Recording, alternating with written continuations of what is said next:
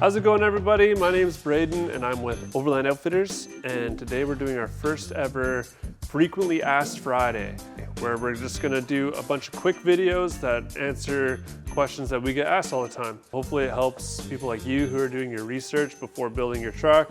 Okay, let's get into it. So the first question that we wanted to get into was, what order should you build your truck in? A lot of people ask this question, and there's a lot of different directions you can go.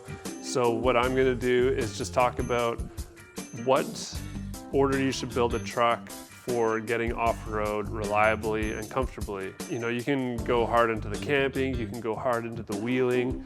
I just want to build a platform that you can build camping stuff off of. Just like something that'll get you 95% of the places you want to go, or even 100% of the places you want to go, depending on what you want to do.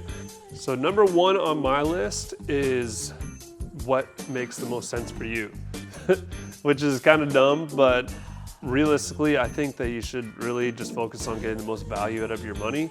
And you know, you could buy a bumper and winch and never use it, and then every time you go out, you wish that you had a tent of some sort, or you wish you had something else that you would actually use a lot more. Just getting what makes sense for you personally should be your first targets. Tires. Tires are one of the most important things that you can put on your truck. They're your only contact with the ground, hopefully, and you can decide between what size, and you want to decide between what kind. So you can get all-terrain, or you can get a mud terrain, depending on how aggressive you are and what kind of terrain you drive over the most. And you want to decide right off the bat what size tire you're going to go for. You can go for more of a stock size, or if you want to go huge and go for just like more wheeling style, then you would go for like a 35 or bigger. And right in the middle, a compromise that's good on road, good off road, you would go for something like a 33. But you want to make sure you make that decision right up front and get those tires on the ground so you can get wheeling right away, and also so you can build the rest of your truck around the size of tire that you want. Sliders and skids are one of the most important things that you can put on your truck. I mean, it really depends on what kind of terrain you're in. Around here in BC, Canada, the trails are super tight. There's lots of trees, there's lots of big rocks and stuff like that.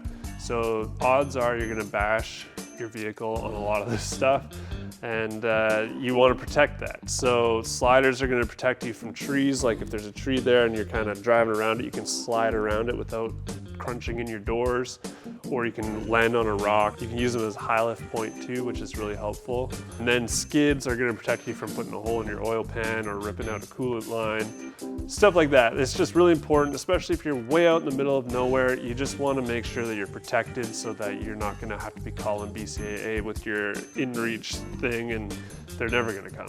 I mean, they're never gonna come. All right, suspension, which is kind of one of the more exciting modifications you can do to your truck.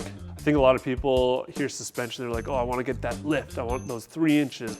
To me, lift's not that important, really. I would rather go for performance and the ability to haul weight.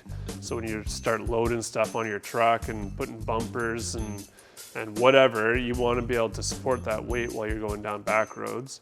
And you want your shocks not to fade out, and you want the damping to be appropriate so you can be bombing down roads and just be cruising instead of getting all bouncy and bucked around and totally uncomfortable. Fifth up is lockers. I think lockers are probably one of the most important things you can do to your vehicle to give you an advantage when you're off-road and trying to get over obstacles. Basically, you want your rear wheels to always have traction, and these new electronic gadgets and stuff like A-Track and whatever, they work pretty good, but they're not gonna give you as much control as a locker will, and a locker will just allow you to go slow and creep up over obstacles. Definitely, lockers should be on the list, 100%. Bumpers are a great upgrade for your truck for a bunch of different reasons. One of them would be, you know, the obvious protection from smashing into stuff. But the other reasons would be having recovery points on all 4 corners. That's going to be really helpful depending on what kind of wheeling you're doing. Do you want to get pulled backwards? Do you want to get pulled forwards? Ideally, you do your front and rear bumper at the same time, but I mean, not everybody can afford that right away. And so you're gonna have to decide whether you'd rather get pulled backwards if you're coming through a lot of cross ditches and like landing on ledges and ripping your rear bumper off all the time, A rear bumper is probably a great choice. Whereas if you're going out by yourself a lot and you need to winch, then probably a front bumper would be a better choice for getting through obstacles rather than giving up and going home. Kind of going along with bumpers is a winch. Nothing will save you like a winch will. I mean, I've spent a lot of time shoveling and stuff, but I could have just hooked up a winch and just, and you know what? I've done that too. I've gotten very stuck by myself, just me and my wife, like really stuck. We go down something and we try and get back up and just can't. So having that winch really saved us. I wouldn't be super confident going to some of the places we go by ourselves without it. Ideally, you do a winch and your front bumper at the same time, just so you don't have to do everything twice. But if you can't, it is what it is, and putting a winch in afterwards is fine. It just takes a little bit more work. Definitely, I would do a winch if I was wheeling by myself all the time.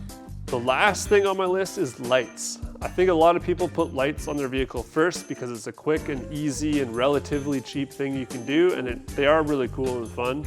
But for me, lights are low priority. It's great for seeing at night, especially when you want to back up and you get your friend out there to use a flashlight and tell you where to go and they get all soaked and grumpy. I think having backup lights is really good. Being able to see around corners going forward and not nail cross stitches is really good too. Lights are great, but they're not as important as the other stuff, in my opinion, especially for just building a capable truck that can get you places. So if you've gotten through every single thing on this list, then your truck's gonna be pretty capable, actually. You're gonna be able to go a ton of cool places. After that, you know, there's infinite things you can do to your vehicle. You can keep modifying it forever. It's insane. You can spend a lot of money on your truck. This is not a cheap hobby at all. Everything's kind of just gonna be up to what you wanna do and what kind of style you bring or how you use your vehicle the most. If you want to throw a bunch of stuff on the roof, then maybe you should do a roof rack.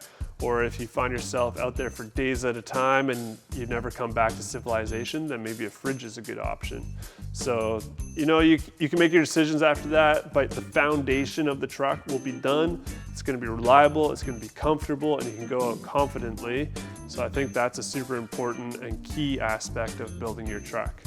The one thing that you don't want to do is fall into the trap that you think you need this stuff to go places. Just get out and explore, and if you can't get somewhere a bunch of times because you didn't have sliders or a winch or something, definitely upgrade those things, but just make sure that you're not holding yourself back just because you feel like you need something, because you probably don't. A stock vehicle can go a lot of cool places.